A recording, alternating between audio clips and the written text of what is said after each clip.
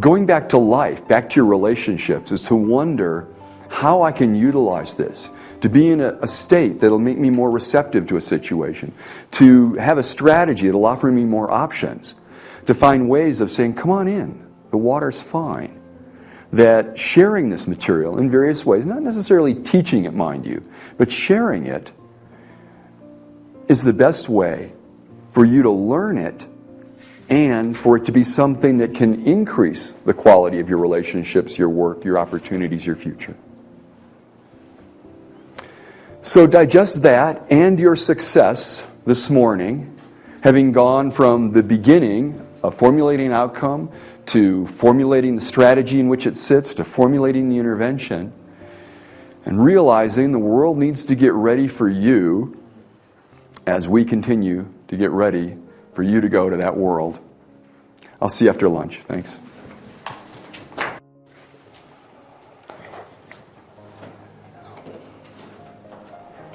One of the great pleasures that I get from being in the work that I get to do is to go to different places, to experience different ways of living. Because you put yourself in a context, such as I suggest, you put yourself in Japan, and you have to live differently. In fact, the real surprise for me was when I came back from Japan, I had bought clothes that I had worn as a consultant in offices, Japanese corporation, and I was a consultant on negotiation and team building and executive development. I get back to the United States, and I put them away for a couple months because it was more relaxed. I'm just doing stuff in Chicago. I need to dress up for an occasion, and I go to put on the same business shirt that I'd been wearing in Japan and the jacket, and it's too tight in the shoulders. I'm going, man, I really bulked up. And then I remembered I really hadn't worked out. That the person that I was in Japan and the way I stood and the way I moved to express Japanese was physically different than the way I'd stand and express myself as an American in American English. Yeah, it was astonishing that way. It was like that moment I went, oh, we have an opportunity to express ourselves in so many different ways, to access resources we don't know we have until we're in environments that can bring them out. There's other ways to bring them out. People can ask you, but in that way, others are an environment and different worlds we get to go to. So whether it's getting to travel in the French countryside or walking around in East Germany, which also was another experience that threw me back to when I was a kid because there's no billboards. Yeah, it's like it's another world. And these other worlds bring out other possibilities. And on one of these journeys, I was in England, and if you know anything about England, it was even darker than it is today. It rains there, and so kind of bundled up, another experience. And if you bundle up, you kind of, your world closes down a little bit. You kind of pull in close here, And I was going in an old university area to fill out some forms and stuff.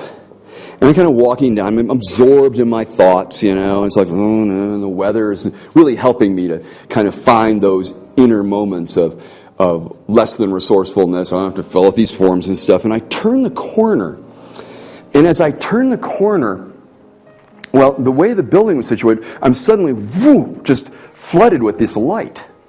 And as I look up, there in front of me is an old friend of mine. And this is a guy, we used to do a lot of great crazy stuff, and I always felt really creative around him. And it's like, well, what are you doing here? And we talked for a while, and it was really great. And when I thought about that, I said, isn't that interesting? That if you're paying attention, life does this, where you're going along in life, and you think you know what's going on.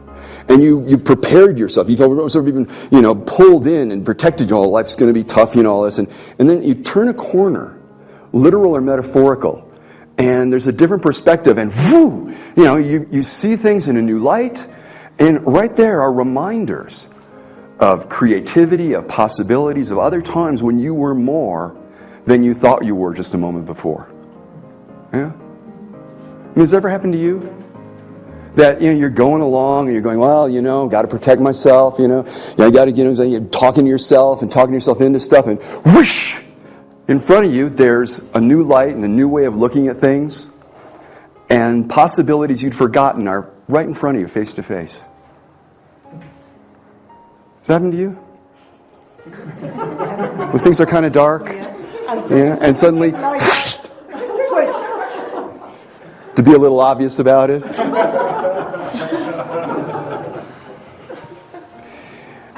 We've been spending a good deal of time doing good work on what could be described as remediation, remedial change. That is the kind of change that you get a different response than you had before, or a different response than you thought you might have if you didn't plan ahead. Where you would get a resource from another part of your life, or you'd access a resource instead of what you used to access. And all of these can be thought of as ways of remediating a difficulty. That is, taking care of a situation where you weren't up to who you know you can be. I'd like to present now another idea in NLP, and that is the idea that you can be, instead of remedial, that you can be generative. That you can think of changes in terms of remediating a difficulty or helping to put the person on a new path in life, and of changing a larger area of their life. Now, an example I just gave just now could qualify as a generative kind of change. Why would that be? Because I was having you access those general states of feeling less than resourceful, getting caught up in internal dialogue, feeling protective of the world. Whoosh! You're bathed in light, you look up, you see new possibilities, you get in touch with creativity. So on a more general level, I was suggesting to you, each of those moments in your life in the past, and each of those moments of your life in the future, when you begin to feel yourself closing in, what now happens? Whoosh! Yeah, yes. The fact that I did that a sufficient number of times, as you do in the switch pattern, to generalize the change, that you automatically, you go, and come back out, looking for, as I suggested, in an unspecified image, lightness, brightness, creativity, more possibilities. You can think of certain techniques as being generative, and you can think more effectively, I think, of an approach which is generative. If you go and you help a person get over a phobic moment in their past, this is a very, very useful change. It may have been a limit such as snakes and scorpions, for which I personally think the fear of the kinds that can cause death is appropriate. However, there's a difference between having a fear that allows you to respond with resources and a fear that stops you right, and that's what we're going to take care of. If you have a healthy respect, shall we say, if you prefer that instead of fear of certain things, yes, exactly. That your body, it's a signal system. Your emotions are supposed to be a signal system. It's like if you're climbing up some open area and you're looking around at it and you're going, this is a bit dangerous. This can be feedback. Are you actually a technical climber? Do you know what you're doing? What are your limits? Feedback system. A phobia, on the other hand, the person is debilitated from making a judgment or response about the situation. In that case, helping relieve them, a remedial change, can be very liberating. And on the other hand, it changes just a bit of their life. That's a good bit to change. And you can also begin to think, well, wait a minute. What if there's some less than resourceful state that person has a lot of the time? They visit it, that's very familiar. And what if you did a change personal history on that? You wouldn't be changing that one moment because they have the feeling a lot, which would mean in the future they could feel differently about something a lot. Does that make sense?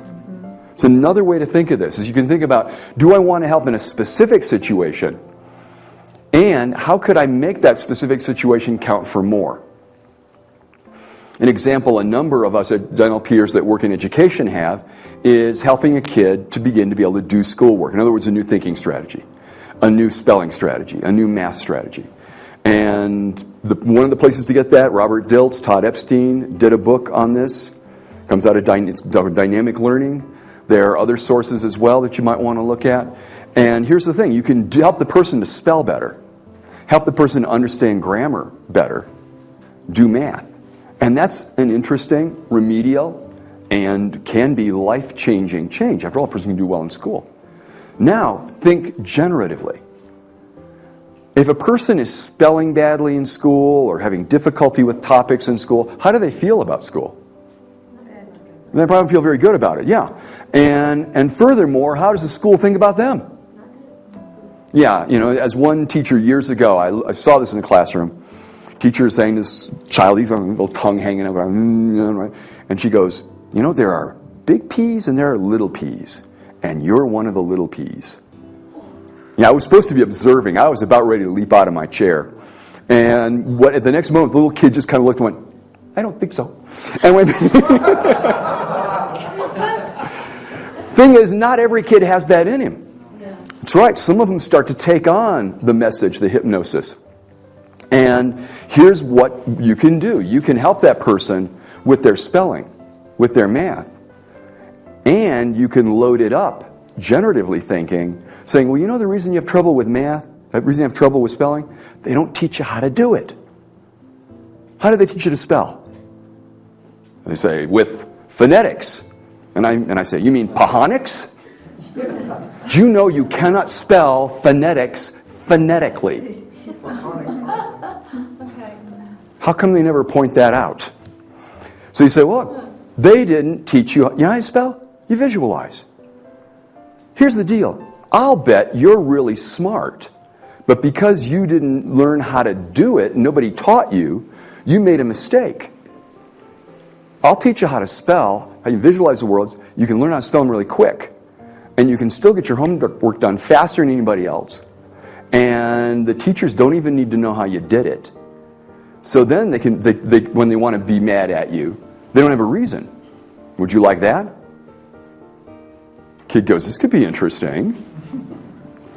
So now, learning to spell doesn't merely mean he now can spell. Learning to spell means you were smart, people didn't teach you how to do it.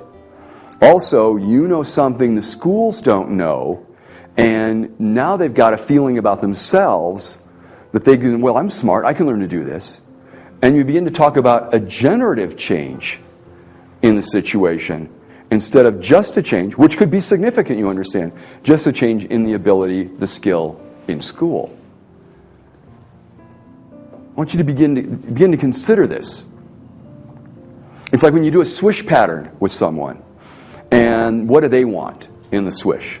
Well, they might want to get over a phobia, or they might want to get over being unable to quit some habit. This is typically, we're going to use the swish pattern for a habit. The nail biting, smoking, some sort of compulsion in a way, and you want to connect that desire to the desire to be this other person. And when I do a swish with the person, as I'm describing the self-image, and this person has learned to overcome this difficulty, and you don't know how, but you can see in the relaxed shoulders and in the twinkle of the eye that this person has this skill and has mastered it thoroughly.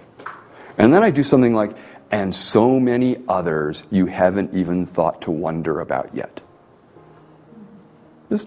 I don't know what nice effect it'll have, but you slide something else in there that's about this person getting more out of it than they would have gotten out of it in that particular moment if you had just held it to the solution set that they wanted. It's about thinking generatively. See, that when the kid got the idea that he was smart, not dumb, when he got the idea that he could do stuff in school so quickly he could still be a cut-up, it was not only a change in his ability in school, it was a belief change. Now he not only thinks of himself as good at school, but he's a quick learner. And when he goes after a topic, if he can't understand it, his thought is going to be, I haven't figured out how to learn it yet. What I need to do is go find somebody who can teach me how to learn this. So it's not only that you've got a better skill, you've got a new attitude and a new strategy. Strategies are generative. You think about how many times a day you make a decision.